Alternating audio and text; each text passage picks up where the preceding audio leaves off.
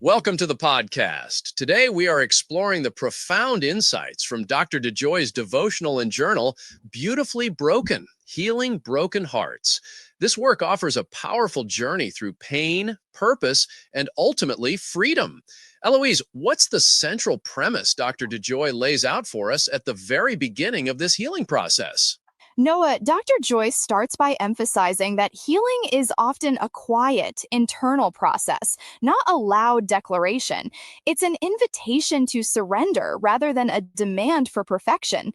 She challenges the common belief that strength means silence, asserting that true strength in a spiritual context comes from honesty, particularly with God about one's pain. The core message is that we don't have to fix what God has already provided for us to restore. That's an interesting distinction, strength in honesty, not silence.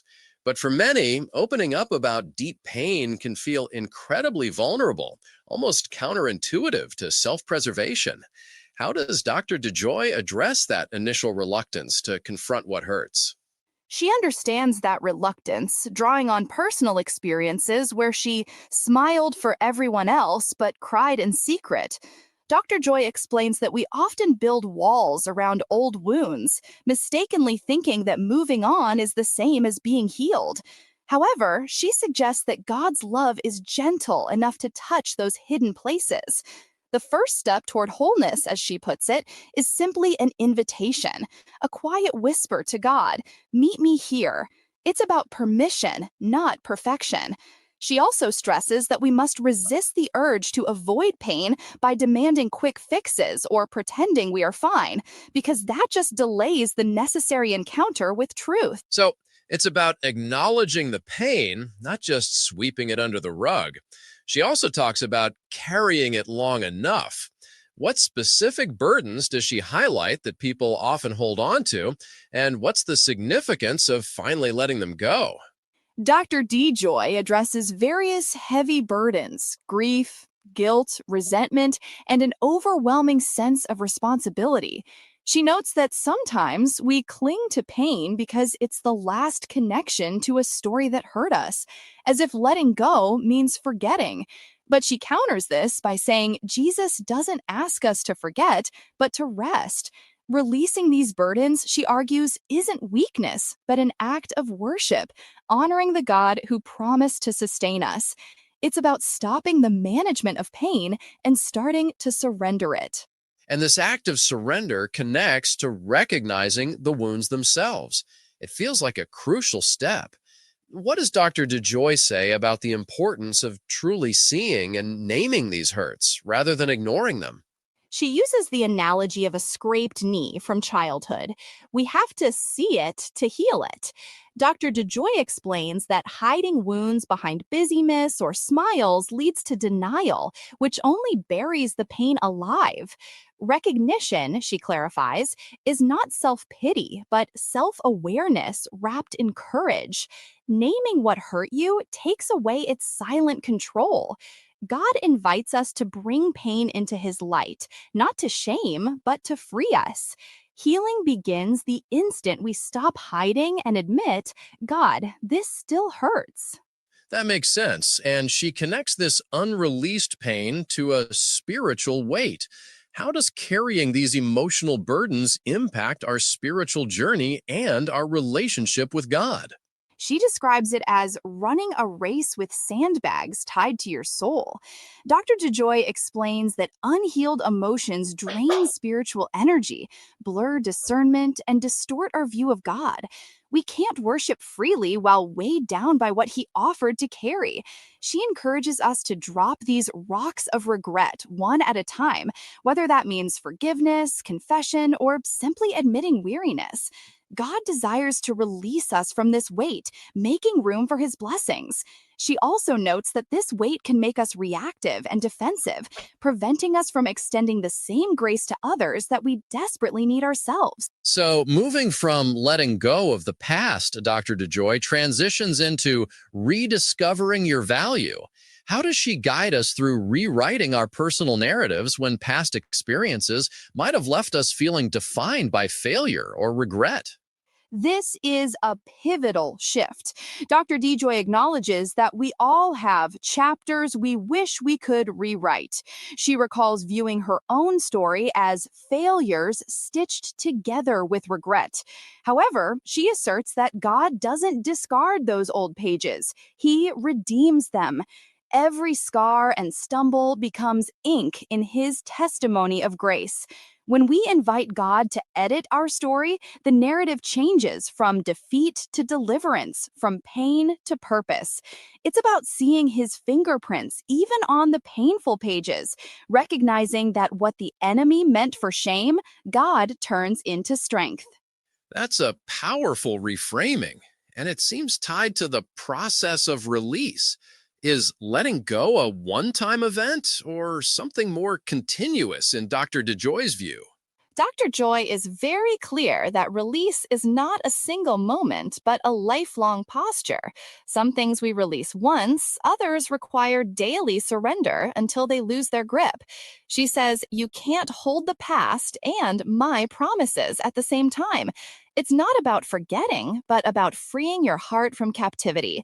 Each time you release anger, regret, or the need for control, you rise higher into peace. This process, she notes, honors what God can do through your experiences, maximizing His work rather than minimizing what happened. It requires vigilance because old hurts have a habit of resurfacing. And with that release comes acceptance and freedom. How does Dr. DeJoy differentiate acceptance from approval? And what does true freedom look like in this context? She highlights that acceptance is not the same as approval. You don't have to like what happened to find peace with it. Acceptance is about releasing the illusion that things could have gone any other way and trusting God to bring beauty from it. True freedom, she explains, is living unchanged to what no longer defines you, walking without dragging the ghost of yesterday behind you. It's about recognizing that grace has already unshackled you and not reopening doors God has sealed. Freedom, in her words, isn't a fact, it's a fact meant to be walked in. Once released and accepted, how does Dr. Joy then guide readers to fully embrace who God says they are and their inherent value, especially after feeling broken? She directly confronts the world's tendency to define us by achievements or comparisons. Dr. DeJoy turns to scripture, reminding readers they are fearfully and wonderfully made and God's masterpiece. She emphasizes that we are not accidents or afterthoughts, but handcrafted with divine intention. The key is to stop letting insecurity narrate our identity and instead believe God's voice, which declares us worthy, chosen, capable, and loved. She asserts, "You are not what happened to you. You are what God breathed into you." This divine identity is the unshakable foundation beneath the shifting sands of circumstance. That's a profound statement. You are not what happened to you, you are what God breathed into you. So, how does she then move from this internal realization of worth to walking boldly in God's love in daily life? It begins by reorienting our focus from performance to presence. Dr. DeJoy uses the story of Martha and Mary to illustrate that God delights in our presence more than our productivity. We live in a world that celebrates hustle, but heaven celebrates stillness and proximity. She reminds us that our worth is found in simply being, not doing, and that rest is intimacy, not idleness. This foundational shift helps us stop trying to earn attention that grace already freely gives. But walking boldly requires more than just internal stillness. It often involves navigating relationships and external pressures. How does Dr. DeJoy encourage readers to take bold steps into value by setting boundaries? She views setting boundaries as a holy act of stewardship. When you heal, you must guard your growth. Dr. Joy explains that the same love that forgives must also protect. Boundaries are not barriers, but sacred lines drawn to protect the work God has done. Boldness in this context is not harshness, but clarity rooted in love. It means being brave enough to disappoint others if it means honoring your healing and maintaining your peace, rather than constantly managing others' opinions. Protecting your peace is protecting God's sanctuary within you. That's a challenging but necessary lesson. And how does living loved then transform one's daily experience, as she describes it? Living loved, according to Dr. D. Joy, changes everything. It transforms how you speak, choose, forgive, and dream. When love becomes the lens through which you see the world, fear fades and confidence grows. She states, you don't earn God's love, you awaken to it. It's about recognizing that you are already chosen, cherished, and free, and therefore you no longer need to chase affirmation. This understanding empowers you to smile wider, dream braver, and forgive quicker, not out of obligation, but from a place of freedom. So, love becomes the very fabric of life. How does Dr. DeJoy encapsulate love as a way of life, and what are the practical implications of adopting this posture? She emphasizes that love is not something you feel, it's something you practice. Drawing from 1 Corinthians 13, she defines love as choosing kindness over sarcasm, patience over pride, and compassion over convenience. It means making peace a priority and showing up even when it's inconvenient.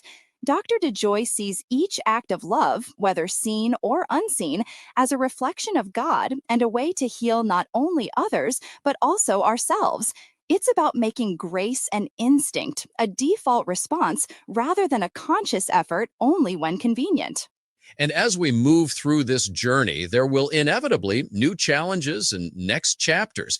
What does Dr. Joy advise about cultivating courage for these new beginnings, especially when fear is still present? She explains that courage doesn't mean the absence of fear, but moving forward despite it. Dr. DeJoy notes that God rarely shows the full path, but provides enough light for one step, encouraging us to trust that step. New things often begin in discomfort, and she advises against mistaking stretching for punishment, seeing it instead as preparation. The same God who healed our past is already waiting in our future, empowering us to step out of the familiar and into faith. She encourages us to remember our proven track record of survival through grace when facing new uncertainty. Finally, this entire process sounds like a continuous journey. What's Dr. Joy's closing message about staying the course and sustaining this healing and growth? She beautifully compares healing to tending a garden. It's not planted overnight, but requires daily care. Dr. DeJoy makes it clear that healing is not a finish line, but a lifelong relationship with grace. Some days will be joyful, others will need pruning and patience. The key is consistency, not perfection. God doesn't abandon what he begins, and every moment of growth, forgiveness, and renewed hope is evidence of his ongoing work. Her message is to keep praying, journaling, and choosing peace, recognizing that progress is still progress, even when it feels slow. Eloise, this has been an incredibly insightful discussion into Dr. Joy's beautifully broken, healing broken hearts. It truly paints a picture of a journey from pain to purpose, emphasizing divine grace every step of the way.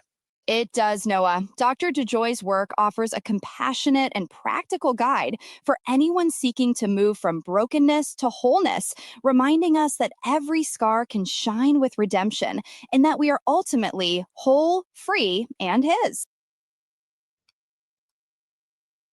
Awesome. Thank you for joining in today. If you have not had an opportunity to get Beautifully Broken by Dr. DeJoy, today is the day that you can get it. You can find it on Amazon as well as HealingPrayandRomance.org and pick up a copy today. Thank you for joining Everyday Faith with Dr. DeJoy. God bless.